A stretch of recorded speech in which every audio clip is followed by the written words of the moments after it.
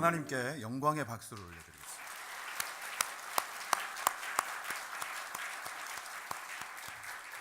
우리 옆에 있는 분과 다시 한번 인사하겠습니다. 하나님께서 우리를 이 자리에 부르셨습니다.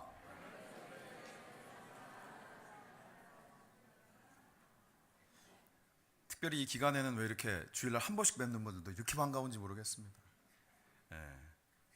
여러분들은 뭘 기다리고 계십니까? 요즘 제일 많이 기다리는 건 아무래도 이 더위의 끝이겠죠. 분명히 끝이 날 텐데 끝날 듯 하면서 끝나지 않아서 실제로 사실 많은 이들이 힘들어합니다. 농사 지으시는 분들도 또 이러저렇게 자기들의 어떤 크고 작은 일들을 경영하시는 분들도 많이들 어려워하는 시대를 지금 우리가 이렇게 통과하고 있습니다. 기다림이 그 왜 연애할 때 막 기다리는 것처럼 맨날 어떤 설레는 낭만만 있으면 참 좋겠는데 그렇지 못할 때도 참 많습니다. 저도 사실은 원래 성정상 기다리는 거 잘 못하는데 신앙생활하고 목회하면서 그나마 많이 다듬어져서 이제는 기다리는 것에 대해서 그래도 조금 훈련이 됐습니다. 그래도 성질이 급할 때가 굉장히 많습니다. 잘 안 바뀌는 게 운전인 것 같고, 그런데 분명한 것은 우리의 기다림의 과정들이라고 하는 것이 우리가 기다려 마땅한 것이고 그 기다림의 끝에 우리를 위해 준비해 놓으신 아주 분명하고도 확실한 선물이 있다라고 하는 것을 믿고 갈 때 우리가 그 기다림의 과정들을 등이 통과해낼 수 있지 않나 생각을 합니다. 아까 사실 우리 그 할렐루야 성가대에서 찬송을 하는데 이 오병이어의 사건이잖아요. 성경에는 분명히 그렇게 되어 있습니다. 축사하시고 떼어 가라사대. 축사라는 말 속에 이미 감사하다라는 그 의미가 담겨 있습니다. 그러니까 주님께서는 그 물고기 2마리와 떡 5개를 떼는 순간에 그리고 제자들의 손을 통하여서 그 자리에 모였던 장정만 5,000명, 추산 약 2만 명에 가까운 사람들을 먹일 수 있을 것을 이미 알고 계셨고 영적으로는 배부른 이들이나 육적으로 허기진 이들을 향하여서 기꺼이 그것을 나누는 것을 기쁨으로 감당하셨습니다. 그리고도 남았죠. 근데 여러분 여기서 중요한 것은 주님이 그렇게 누군가에게 먹을 것을 공급하시는 일이 이때가 처음이 아니었다는 사실입니다. 그런데 사람들은 여지없이 그때는 배부르고 좋았고 그 기적에 놀랐으나 지나고 나면 여전히 또 배고팠고 끼니 때가 되면 여전히 먹을 것을 찾았고 그리고 그때에 먹을 것이 눈앞에 나타나지 않으면 늘 마음속에 불평과 그리고 불안함과 염려들이 있었다라는 것이죠. 그렇기 때문에 우리의 삶 가운데 정말 영원히 배고프지 아니하고 영원히 목마르지 아니할 것을 기다리는 것, 이게 굉장히 중요한 것입니다. 지금 우리의 삶에서 사실 우리가 기다리는 것들은 물론 좋은 거죠. 시험을 쳐놓고 합격 여부를 기다리는 사람들은 합격의 소식이 들려오면 너무 좋을 겁니다. 그런데 여러분들이 아시는 것처럼 그때부터 그가 그렇게 원하고 가기를 원했던 그 조직사회 가운데 그는 또 최말단으로 정말 옛날에 속된 표현으로 빡세게 그 삶을 살아야 되는 삶이 코앞에 다가와 있는 것입니다. 결혼 좋죠. 우리 청년들은 다 결혼하고 싶어 합니다. 그리고 실제로 그 가운데 저희 교회 같은 경우에는 자체적으로도 그렇고 많은 커플들이 이루어져서 삶을 살고 있습니다. 제가 부부가 되어지기 전에 예비 부부 메시지를 할 때 늘 강조해서 얘기하는 게 있습니다. 부부 생활은 리얼 라이프다. 잘 듣습니다. 그런데 그 리얼 라이프의 의미를 가슴으로 느끼는 사람들은 없습니다. 왜냐? 실제로 체험하지 않았기 때문입니다.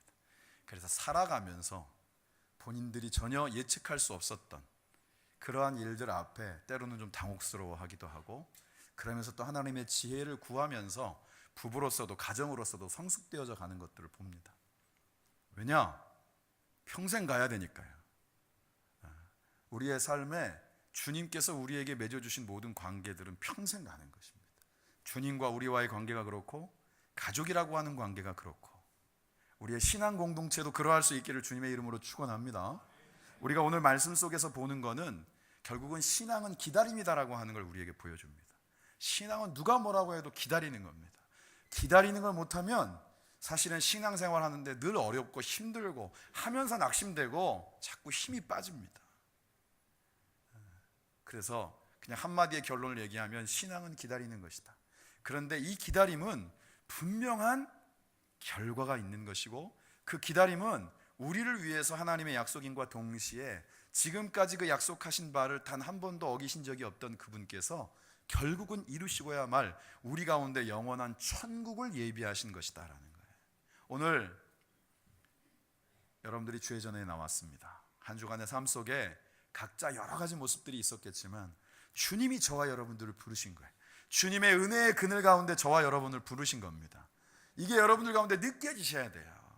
그늘에 왔는데도 여전히 부채질만 열심히 하고 계시면 그 그늘이 주는 진짜 하나님의 은혜와 사랑을 경험하기가 어렵습니다.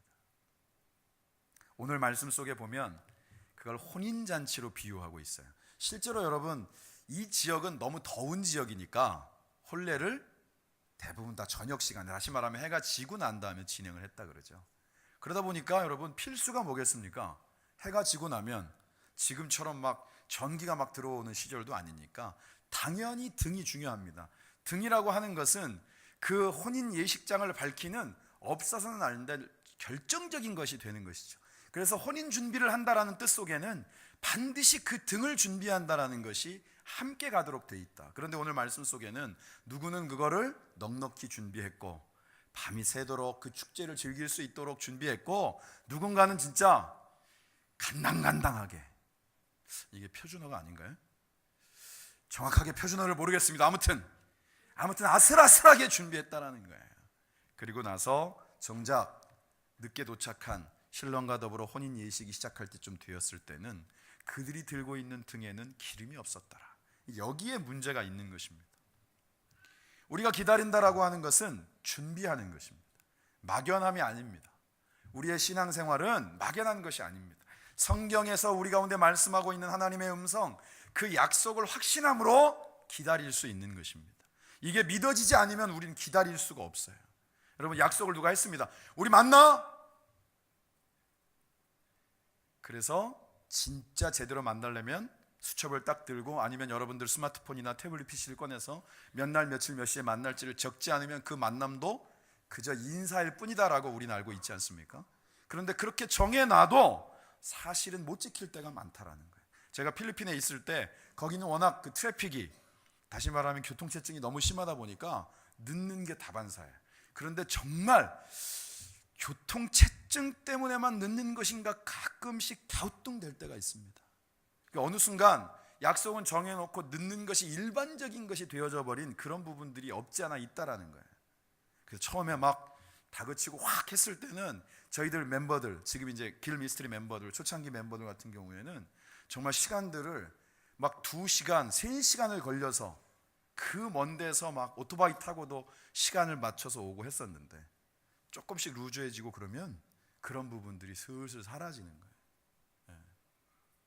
우리가 기다린다라고 하는 것, 그 기다림의 의미가 선명해지려면 약속이 선명해야 되고, 그 약속은 지키는 것이다라는 것들이 확신되어져야 되고, 오늘 성경의 말씀을 통하여서 하나님이 우리에게 들려주시는 음성은 주님은 반드시 이 땅 가운데 신랑으로 다시 오실 것을 말씀하고 계시는 줄 믿습니다.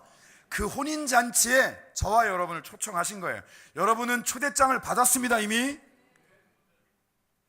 믿으십니까? 이게 확신이 없으시면 안 돼요. 나는 초대장이 없는디 이러시면 안 된단 말이에요. 초대권이 있는 것과 없는 것은 엄청난 차이가 있습니다. 사실은 저는 이렇게 막 격조 있는 모임에 이렇게 초대장 딱 들고 가가지고 그걸로 패스하고 이런 모임을 가본 적은 없는데, 전에 우연치 않게 목사님이 이렇게 외유 중이셨었나 그래가지고 제가 조찬기도회라는 데를 노무현 정부 시절에 간 적이 있습니다.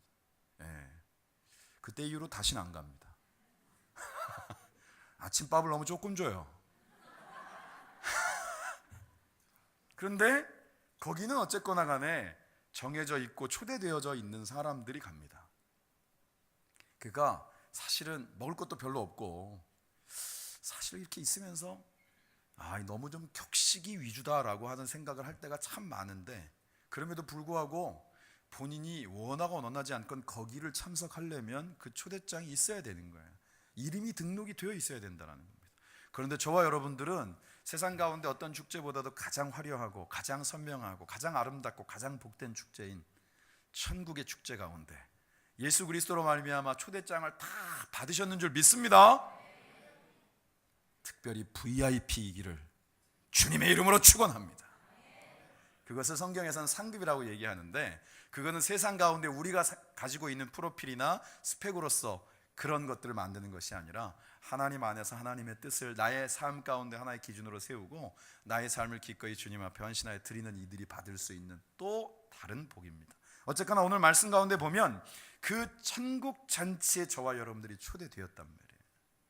계시록 19장 9절의 말씀에는 이렇게 돼 있어요. 어린 양의 혼인잔치, 천사가 내게 말하기를 기록하라. 어린 양의 혼인잔치에 청함을 받은 자들은 복이 있다.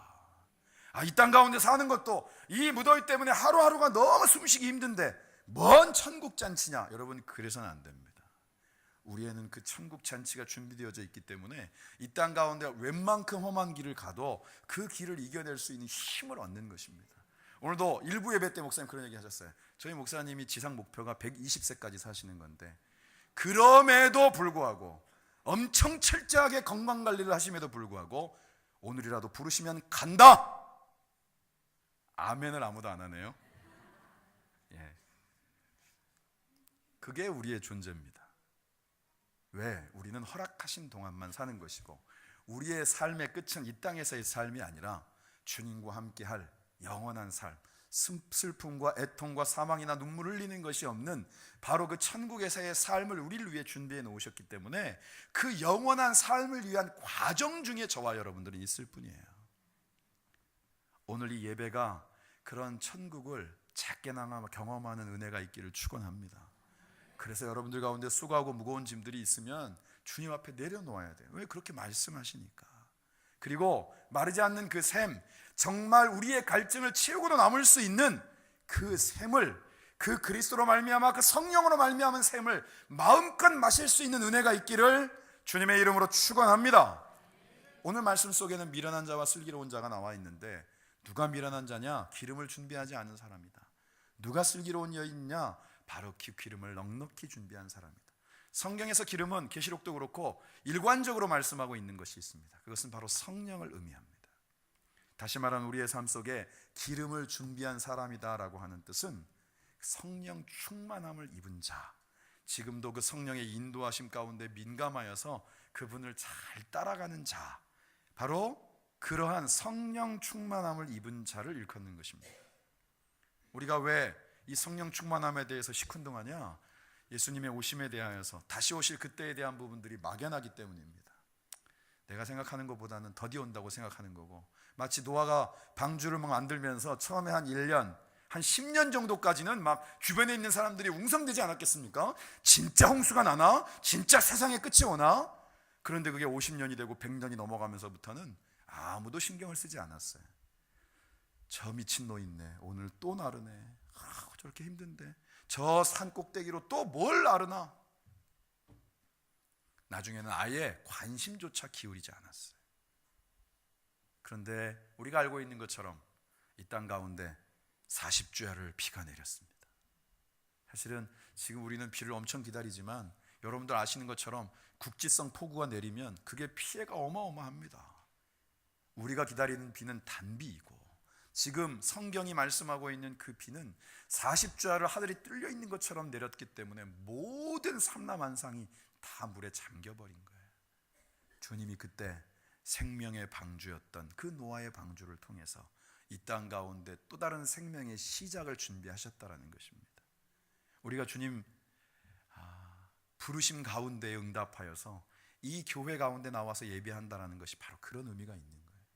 우리가 한 주간의 삶을 살면서 물론 이 가운데는 아주 세밀하게 주님을 느끼고 경험하고 삶의 순간마다 주님의 인도하심을 구했던 분들도 있겠으나 정말 내가 예수 믿는 사람이 맞는가? 나의 삶에 나의 걸음걸음을 인도하시는 분이 정말 주님이 맞는가? 이것조차도 잊고 살았던 시간들도 꽤나 많았을 것입니다. 그러한 우리를 주님이 다시 부르신 거예요. 왜냐?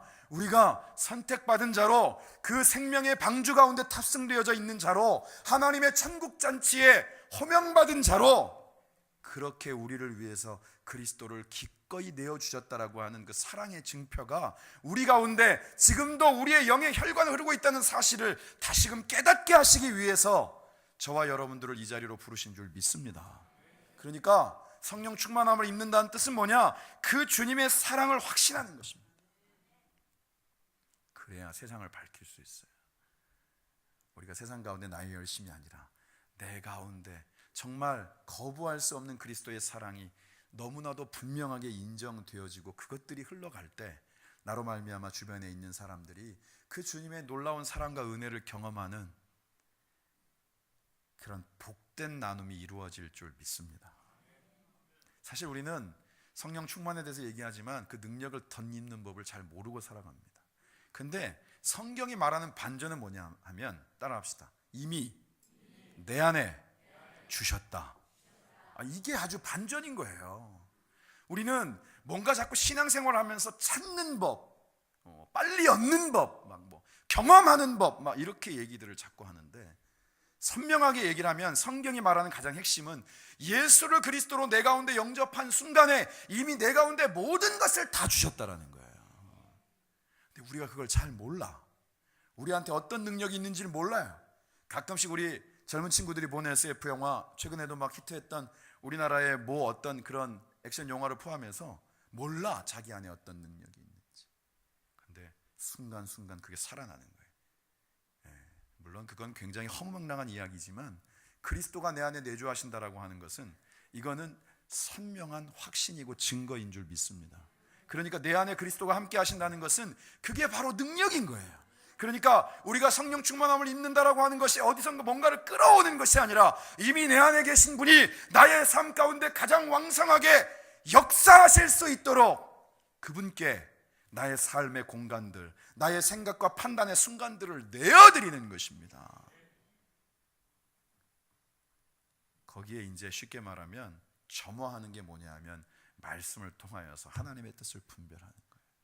우리가 올 한 해 말씀이 흥왕하면이라고 하는 표를 세웠던 이유도 우리 가운데 이미 주신 모든 것들이 나의 삶을 통하여서 분명하고도 생생한 증거로 나타날 수 있는 것이 그리스도를 통하 이미 우리 가운데 왔는데, 우리가 말씀을 통하여서 다시 말하면 내 가운데 능력으로 역사하시고 우리의 삶 가운데 이미 이루시고자 작정하신 바를 매뉴얼로 성경 가운데 다 기록해 놓으셨는데 이걸 보지 않으니까, 이걸 묵상하지 않으니까, 이것이 내 삶에 역사하도록 나의 삶의 기준이 되어지도록 그것을 나의 중심 가운데 세우지 않기 때문에 우리가 신앙생활을 하면서 가끔씩 느끼는 이런 무기력함들은 바로 그로 인한 것입니다. 주님이 이미 우리 가운데 모든 것을 주셨다. 우리의 힘은 주님으로부터 오는 것입니다. 말씀 히브리서 11장 6절을 같이 읽겠습니다. 시작.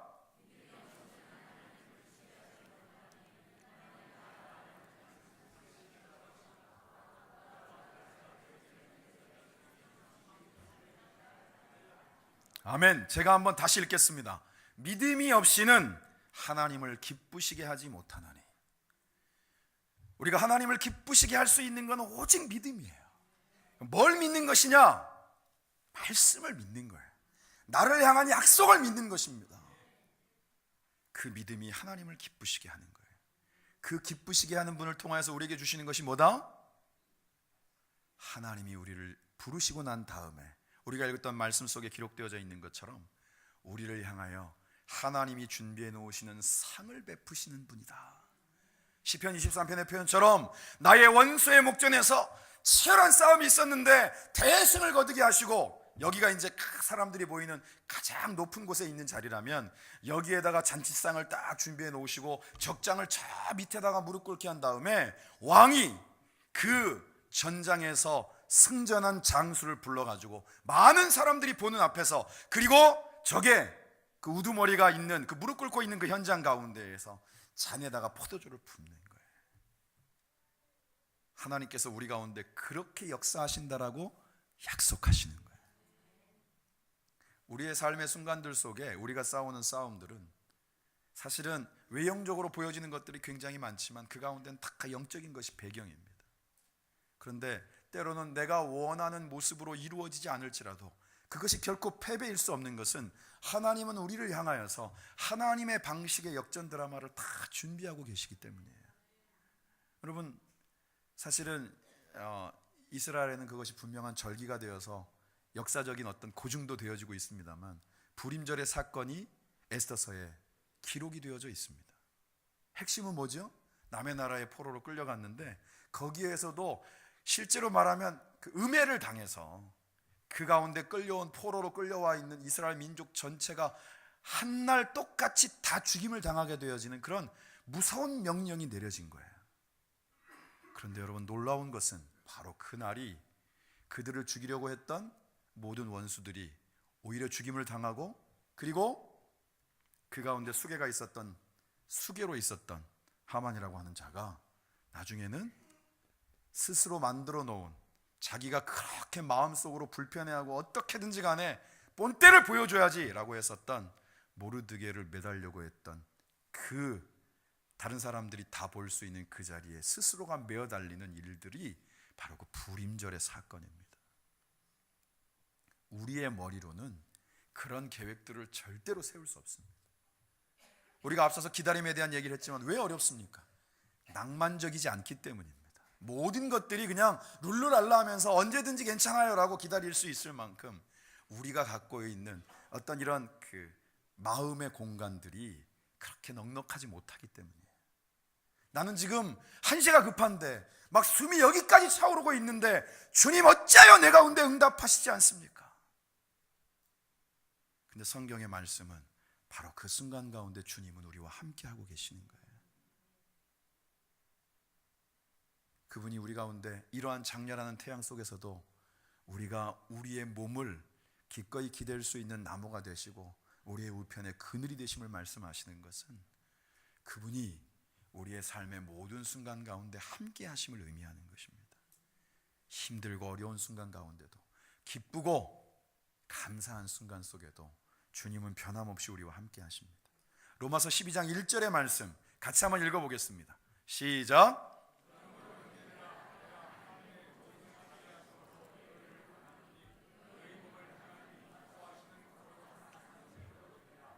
이는 너희가 드릴 영적 예배니라. 오늘 우리가 하나님 앞에 예배함은 말씀대로입니다. 우리의 몸을, 우리의 삶을, 정확하게 말하면 나 자체를 하나님 앞에 기꺼이 내어드리는 것입니다. 예배는 그게 출발이에요. 내가 지금까지 살아왔던 삶, 내가 가지고 있는 가치 체계들, 그리고 지금까지 맺어왔던 관계와 쌓아놓았던 여러 가지 나를 보호해 줄 수 있다고 여겨지는 많은 것들이 주님 앞에 기꺼이 내려놓아지는 것입니다. 그리고 주님으로만 충만해지는 것입니다. 우리의 삶을 향한 하나님의 계획이 선명해질 수 있는 것은 거기서 출발이 되는 거예요. 그래서 사실 이것도 내려놓은 것 같고 저것도 벗어놓은 것 같은데 결국은 우리가 벗지 않고 여전히 짊어지고 있는 것들이 너무 많다라는 것입니다. 너희 몸을, 너희의 삶을, 나 자체를 하나님 앞에 기꺼이 산 제물로 드려라. 그냥 우리가 해서 덜 아까운 것들, 막 이런 것들을 내어주는 것이 아니고 우리 가운데 가장 소중한 것들, 내가 제일 소중하잖아요. 여러분들 스스로 느끼기에. 바로 나를 하나님 앞에 기꺼이 내어드리는 거예요. 내 스스로 감당할 수 없는, 어려서부터 그냥 금지옥엽으로 키워가지고 지금 크면서 사춘기를 겪으면서 말조차도 쉽게 건네지 못하는 내 아이들, 진짜 어디다 넣어도 뭐가 아프지 않다는 옛날 어른들의 표현이 이제 조금 이해되어지는 그 아이들, 그러나 내 마음대로는 할 수 없는 그 아이들조차도 주님께 기꺼이 내어드리는 거예요. 그게 하나님이 그것들을 만지시고 회복시키시고 새롭게 하시는 것을 경험할 수 있는 출발이 되어지는 줄 믿습니다. 오늘 우리에게 이것을 결단하기를 원하시는 거예요. 그래서 저와 여러분들을 이 자리에 부르신 줄 믿습니다. 우리 마지막으로 고린도전서 12장 13절을 같이 읽습니다. 시작.